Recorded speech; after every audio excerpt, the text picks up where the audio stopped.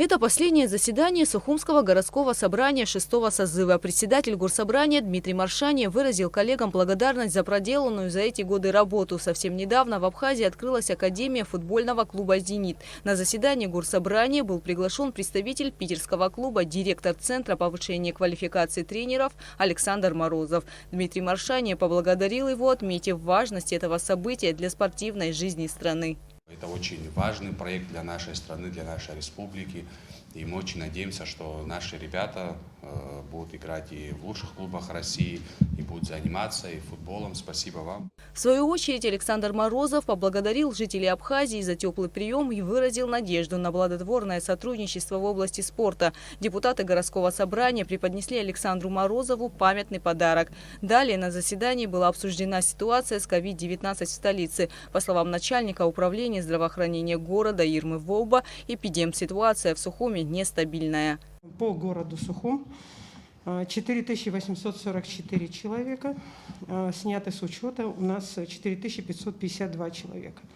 Это означает, что выздоровели уже люди. Вот. На сегодняшний день 150 человек больных по городу Сухум.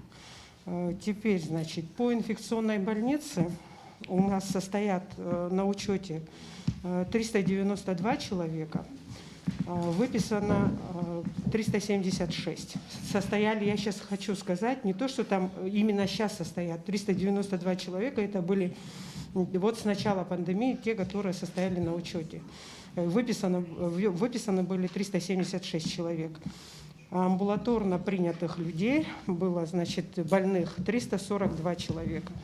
Как было отмечено на заседании 30 марта, в дар второй больницы от всего депутатского корпуса горсобрания было передано 2 рециркулятора воздуха и компьютерное оборудование. Депутаты рассмотрели просьбу жителей старого поселка столицы о переименовании проезда с Северной на улицу имени Дмитрия Гамги, ветерана Отечественной войны народа Абхазии, кавалера ордена Леона, участника операции по освобождению верхней части Кадурского ущелья. Рассказать о ветеране в горсобрание пришли его боевые друзья. Нашу отечественную он непосредственно совсем молодым, был 15, только 16 исполнялось. 3 раза на фронт сам. У него отец в артиллерии служил. Непосредственно сам приезжал, сбегал, попадал в другие отряды. В итоге решили все равно его лучше рядом, чтобы был. Всю войну прошел он. Потом уже непосредственно 2001 год. Все помните эти времена, кто постарше. Вот. Но он, одним словом, спас 4, это точно. Это на выходе мы уже зачищали Сахарную, и он подорвался на МОН-50 сам. Вот он весь удар на себя принял, все остальные остались живы, раненые, конечно, но живы остались.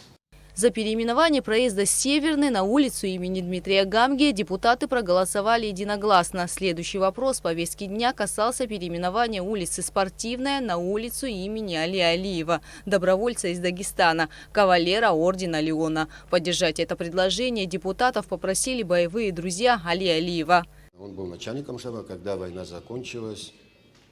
Я сейчас, если память не изменяет, 1,5 или 2 месяца он у нас был, после этого он уехал к себе в Дагестан.